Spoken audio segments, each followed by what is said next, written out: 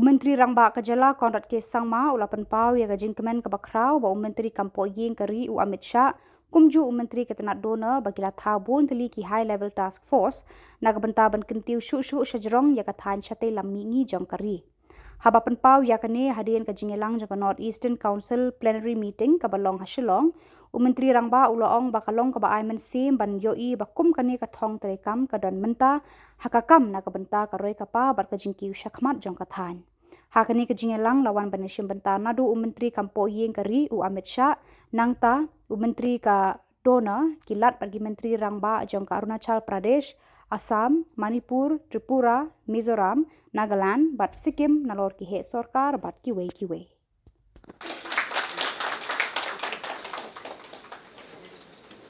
निश्चित तौर पे हमें बहुत एनकरेज किया, इसके लिए मैं बहुत धन्यवाद देता हूँ। इसके अलावा आपने बहुत सारे नए आइडियाज दिए। Today we had the 73rd plenary session of the Northeast Council, which is chaired by the Honorable Home Minister, Shri Amit Shah ji. And in the session, our Honorable Union Donor Minister was also present. All the governors of all the 8 states of the Northeast and the Honorable Chief Ministers of the 8 states were present today. And all the officials from different states and different central government ministries were also present.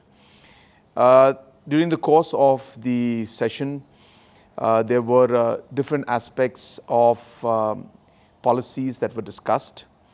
And I'm very pleased to state that the Honorable Union Minister and the Honorable Donor Minister had constituted national high-level task forces headed by different chief ministers on different subjects that were important for the Northeast. For example, agriculture-related task force, tourism-related task force, infrastructure-related task force, sports-related task force.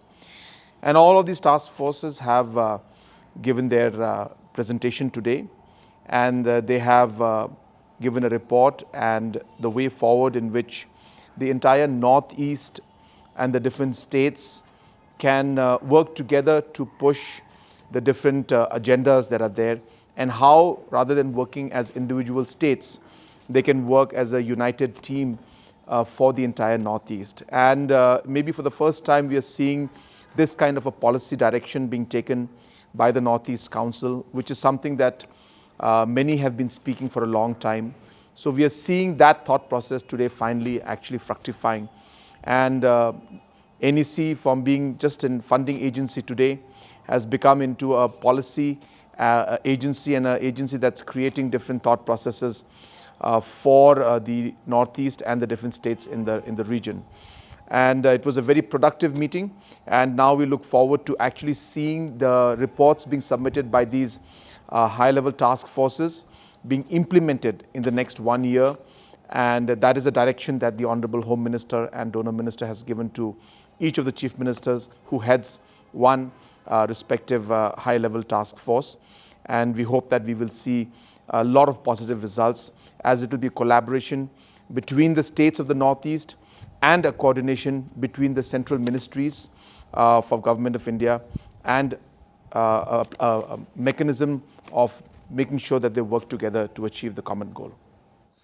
Today, after the NEC meeting, there were different groups that had met the Honorable Home Minister. We had our representatives from the Khasi Authors Society, which was headed by the President, Dr. Nonglait, and other members. And they had met Honorable Home Minister and submitted the memorandum for inclusion of Khasi language in the 8th schedule. And the Honorable Home Minister has briefed that there are about 100 plus such demands, and that they will be forming a committee to head and look into these different demands and take a positive step, and that both Khasi and Garo language are part of that list of languages that the government and this committee will examine. Similarly, because of shortage of time, all the representatives could not make it. but the Archik Literature Society was represented by one of the senior members from the Garo community, and on behalf of the society, he had submitted the memorandum to the Honorable Home Minister for inclusion of Garo into the 8th schedule. Apart from that, there was also a forum of the NEICC where different members from different denominations and different church denominations had called on the Honorable Home Minister and appealed to the Home Minister to look into different aspects of the FCRA Amendment Act, which, as we know, is something that is of great concern. And the Honorable Home Minister was very positive in his response. He has asked the church representatives to prepare detailed memorandum, specifically clause-wise, and that to meet him in Delhi at the earliest and discuss about how to or what are the issues that are of concern to them. And he has asked me to bring the delegation to Delhi, which I will be doing very soon. And he has said that he has the necessary powers to make the necessary amendments, and therefore we should submit the memorandum to him at the earliest, which we will be doing very, very soon. And it was a very, very positive response that we got from the Honorable Home Minister.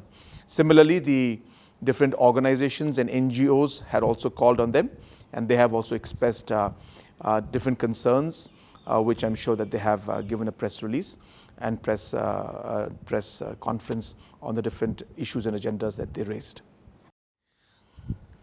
During the visit of the Honorable Home Minister to Shillong for the 73rd preliminary session of the Northeast Council, on behalf of the government of Meghalaya, I have submitted a memorandum to the Honorable Home Minister. In the memorandum, there were 4 important points that I had mentioned. First was regarding the setting up of a proper mechanism to check illegal immigration into the state. And we have expressed our concerns on this issue and suggested to government that mechanisms like the ILP, for which we have passed a resolution, and mechanisms like the MRSSA could be mechanisms and ways and means in which we would be able to check the illegal immigration. And we have urged the government of India to look into both these demands that we have made and create a mechanism so that we are able to check the illegal immigration in the state. Number 2, we had urged the government of India to consider inclusion of Khasi and Garo language in the 8th schedule of the Constitution. This again is a very important demand which we have made for a very long time, and we have passed a resolution in the Assembly. And once again today, we urged the government of India to include both Khasi and Garo in the 8th schedule of the Constitution of India. The 4th issue we had raised was regarding the amendment to the 6th schedule. We are aware that there is a bill that is pending, and Government of India has been consulting different state governments and different district councils. So we have urged that that amendment should be in consultation with the states, and taking the views of all the states should be pushed through so that necessary amendments can be made to the 6th schedule, which would ultimately benefit the different tribal societies in different parts of the Northeast.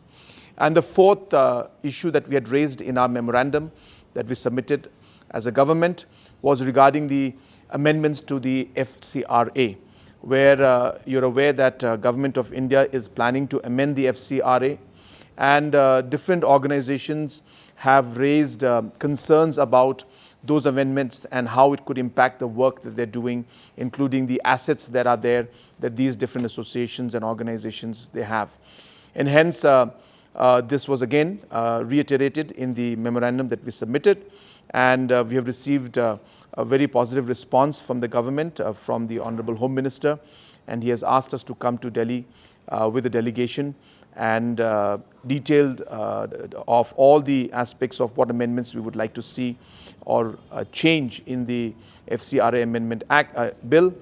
He has asked us to give it in writing.